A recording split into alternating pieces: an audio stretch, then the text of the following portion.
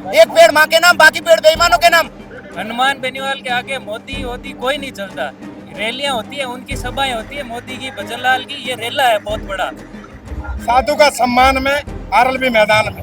BJP सरकार है, ये सनातन विरोधी सरकार है और दिखावा करती है कि हम सनातन वो है। तो देखिए एक क्रेज है बेनीवाल समर्थकों का, बेनीवाल फैंस का, और एक एक करके सबसे मैं बात करवाऊंगी, एक एक करके छोटे छोटे सवाल, छोटा सा जवाब देना।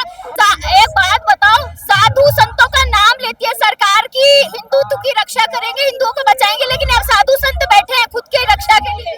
हाँ, हम तैयार है। किस चीज के लिए तैयार है? बस साधु संत के लिए, साधु संत के लिए तैयार हम। साधु संतों के लिए तैयार है। हाँ। हनुमान बेनीवाल जी के साथ जाने के लिए हाँ, बेनीवाल साहब तैयार है। कहाँ से? नावा तहसील से। हम अलवर से आए हैं और बड़े 50 डिग्री के तापमान है। साधु का सम्मान में आरएलबी मैदान में। हम जब तक नहीं सोएंगे तब तक हमारी 28 में सरकार नहीं बनती है। साधु की सेवा हो, चाहे किसान की सेवा है, चाहे जवानों की सेवा है, चाहे शोषित पीड़ित दलित की सेवा करते आ रहा है। एक बात बताओ, सरकार ने कहा था हम राम मंदिर बनाया, साधु संतों की रक्षा करेंगे, हिंदुत्व की रक्षा करेंगे, सनातन हमारा धर्म है। अब यहाँ पर सैकड़ों की तादाद में साधु संत बैठे खुद की रक्षा करने के लिए। भाई सरकार तो जाने क्या क्या कह रही है। भजनलाल जी हैं जो भरतपुर से हैं, हम भी नहीं सोच सकते थे वो मुख्यमंत्री बन जाएंगे, लेकिन उसकी किस्मत में था। और हमारे पास में ये भरतपुर, मैं ये कहना चाहता हूँ, पहले साधु संतों का आशीर्वाद से पैदा होते थे, मंत्री हो चाहे मंत्री का बेटा हो, चाहे हम हो चाहे किसान का बेटा हो। साधु संतों का आस्था से हम पैदा हुए। हमको भी आशीर्वाद साधु संत का मिला था, प्रेमनाथ जी महाराज के। जब आज दुनिया में बीजेपी तो भ्रमित करती है कि वो सनातनी सरकार है।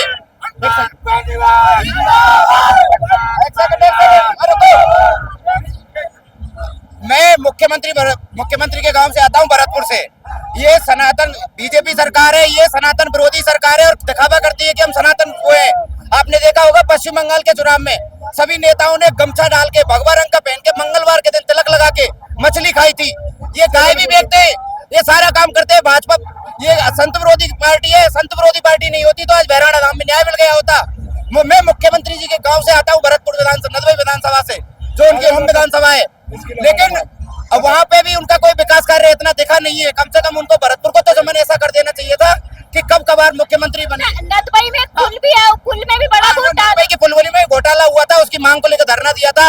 वहाँ के कुंवर जगत सिंह जी ने मुख्यमंत्री के नाम ज्ञापन लिखा था कि आप इस पुल को दुरुस्त करवाइए, दोबारा जांच के लिए आदेश दिया था। उसके बाद वो पुल दुरुस्त हुआ है।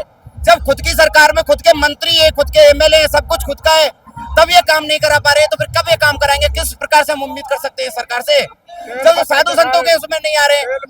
अब ये बोलते हैं एक पेड़ माँ के नाम, बाकी पेड़ बेईमानों के नाम। एक पेड़ माँ के नाम, बाकी पेड़ बेईमानों के नाम। ये साधु संत यहाँ ये करते, पशु पक्षी जा रहे हैं, एक भी पेड़ पौधा बचा नहीं। यहाँ पे क्या हालत कर दी है। इधर देखो अडानी को वहाँ पे पेड़ दे दिए तमिलनाडु में, और वहाँ जाके 1 रुपए में एक पेड़ दे दिया। ये नाटक करते हैं कि हमारे एक मंत्री पौधा लगा रहा है। ये कुछ नहीं है, सिर्फ दिखावटी है। कल परसों आपने देखा होगा मदन दिलावर जी को, बस में बैठे थे, पत्रकार बोल रहा था नहीं सर अभी खड़े मत होइए, अभी फोटो शूट नहीं हुआ है। फिर उसके बाद उतर गए। और ये कैसे ईंधन बचाते हैं? साइकिल से नेता चल रहे, पीछे 8 गाड़ियों का काफिला चल रहा है, कैसे ईंधन बच रहा है भैया मेरे को बताना? कैसे कल खुरा उतर रहे हैं उन पे? ये सब किसानों को बेवकूफ बनाने की जो है। मैं भरतपुर से आता हूँ और मैं कह रहा हूँ अब की बार कि आरएलपी सरकार बनेगी, आएगा हनुमान, बदलेगा राजस्थान। साधु संतों की ये जमीन है, इधर आ जाइए थोड़ा सा। साधु संतों की ये जमीन है, पूरी की पूरी बंजर कर दिया, उजाड़ दिया इस जमीन को। जी हम यहाँ से बचपन से देखते आए हैं। ये लोकल है और यहाँ के लोकल आसपास कम से कम 100 फैक्ट्रियाँ हैं यहाँ पे। उन 100 फैक्ट्रियों में 100 लोग भी काम नहीं करते यहाँ के लोकल, क्योंकि उनको नौकरियाँ कुछ नहीं देते यहाँ पे। यहाँ बहुत हरा भरा जंगल था, पूरा उजाड़ दिया है। और हम जिस सरकार को लेके आए थे, ये साधु संत, हम लोकल यहाँ के, हमारे विधानसभा क्षेत्र से आते हैं उप मुख्यमंत्री जी, हमने वोट दिया उनको। और आज हमें नीचे गर्दन करके चलना पड़ता उनके सामने। पब्लिक को क्या जवाब देंगे वो? अब आएंगे तो उनको पता चलेगा 2028 में क्या होगा। ये जो न्याय योद्धा यहाँ पे आए हैं, इन्होंने जब से संज्ञान लिया तब जागी सरकार यहाँ पे। इससे पहले कोई ध्यान नहीं दे रहा था। जल गए साधु यहाँ पे, उनके काले पड़ गए शरीर जल के धूप में। तो यहाँ पे अगर विकास के नाम पे जो विनाश कर रहे हैं, ये यहाँ के कुछ प्रॉपर्टी डीलर है जिनके साथ मिले हुए हैं यहाँ के कुछ पूंजीपति लोग हैं, उनको सरकार लाभ पहुंचाना चाह रही है और इसके अलावा कुछ भी नहीं। यहाँ पे बहुत जमीन पड़ी है आसपास में करने के लिए, बहुत सारी जमीन पड़ी है, वहाँ नहीं जाएगी। लेकिन यहाँ के पूंजीपतियों ने, लोकल नेताओं ने, यहाँ के जो अधिकारी है कुछ, ये बार-बार ये कहा जा रहा है कि डिप्टी सीएम की भी जमीन है, इसमें क्या ये सच है? पूरी 130 बीघा जमीन है जो किसी बेरवाजी के नाम से है और 12 खसरे हैं, 12 एक खसरे में 12-13 बीघा जमीन है और यहाँ पे कम से कम 125-30 बीघा जमीन है जो किसी वर्मा जी के नाम पे है और यहीं पे थोड़ा सा आगे चलते हैं। और ये उन्हीं प्रॉपर्टी डीलरों का काम है अपनी जमीन की रेट बढ़ाने के लिए। आप यहीं से जाके देखोगे तो पता चल जाएगा, सारे प्रॉपर्टी डीलर का ही काम है यहाँ पे और कुछ भी नहीं है। बाकी विकास के नाम पे यहाँ जो विनाश हुआ है उसका जवाब उनको जनता देगी इस बार 2028 में। अच्छा, एक बात बताओ कि प्रेमचंद बैरवाज जो कि देश की कमान, पूरे राजस्थान की कमान उनके हाथों में, ठीक इसी तरह मोदी जी के हाथों में पूरे देश की कमान है, तो क्या ये बातें मोदी जी तक नहीं पहुंच रही? देखो मैम, ये हनुमान बेनीवाल की रैली है, ये मोदी जी तो क्या पूरे देश भर में चल रही है।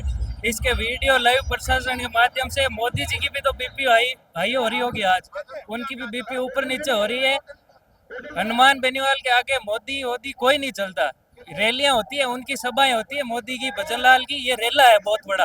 और पूरे देश भर में ये संदेश गया है कि साधु संतों के, जानवरों, पक्षियों के साथ गलत हुआ है और इसका न्याय अभी हनुमान जी बेनीवाल थोड़ी देर में करके जाएंगे। न्याय किए बिना हनुमान बेनीवाल कभी उठते नहीं है। जी, क्या कह रहे थे? मैं ये कह रहा हूँ कि युवाओं के लिए अभी देखो आप, ये नीट का पेपर आउट हुआ, इससे पहले कई पेपर आउट हुए, बीजेपी की सरकार हो या चाहे कांग्रेस की सरकार, कोई काम नहीं हो रहा। जो एक थर्ड फ्रंट बन रहा है राजस्थान में परिवर्तन के लिए, और बेनीवाल जी, इनका संघर्ष देखो आप पिछले 2-3 साल से इस कार्यकाल के अंदर। कांग्रेस विपक्ष है, मुख्य विपक्ष है, लेकिन मुख्य विपक्ष की भूमिका वो अदा नहीं कर रहा है।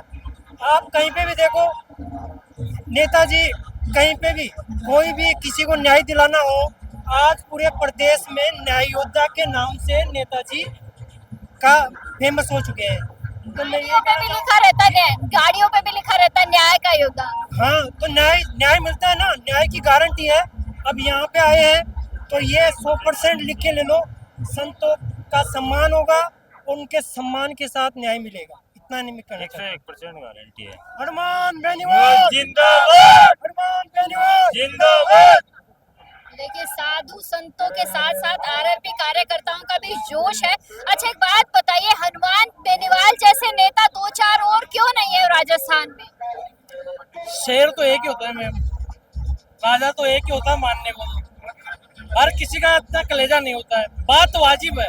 आप देखो, आपके हिसाब से देखो, ये जो राष्ट्रीय धरोहर है, ठीक है, जंगल था, इधर पीछे आप खाई देखो कितनी गहरी खाई है, इससे बड़ी बड़ी खाई थी, 60 फीट गड्ढे थे बराबर की, ठीक है।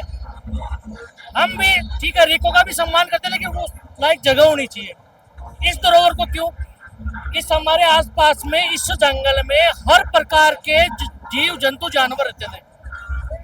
आप शायद कुछ दिन पहले आते तो आपको देखने को मिलता मिट्टी के अंदर मरे हुए खरगोश वगैरह, लोमड़ी वगैरह, धूप में मिट्टी में मरे हुए पड़े, हालत बहुत ज्यादा हो रही है। अब बात है सम्मान की, ठीक है। बेनीवाल जी, क्या बेनीवाल जी को आना पड़ा है देख के, वो न्याय के साथ है। वो तो जाते हैं तो आज तक का रिकॉर्ड है, न्याय करके ही वो उठते हैं और आज भी यही होगा, ठीक है। यह जनता है, दूर दूर से जनता ही है, आज दूर दूर से जनता ही है, तो न्याय होगा। और न्याय यही है कि इस जगह को छोड़ दो, रिको का हम सम्मान करते हैं, ऐसी जगह लो, गवर्नमेंट के पास बहुत जगह पड़ी है। सरकार ये भी कह रही है कि रिको से लोगों को रोजगार मिलेगा। हाँ मिले, मान रहे ना, हम खुद मान रहे हैं वो चीज, लेकिन किसी धरोहर को नष्ट करके आप वहाँ पे दे रहे हो, वो गलत है। ये है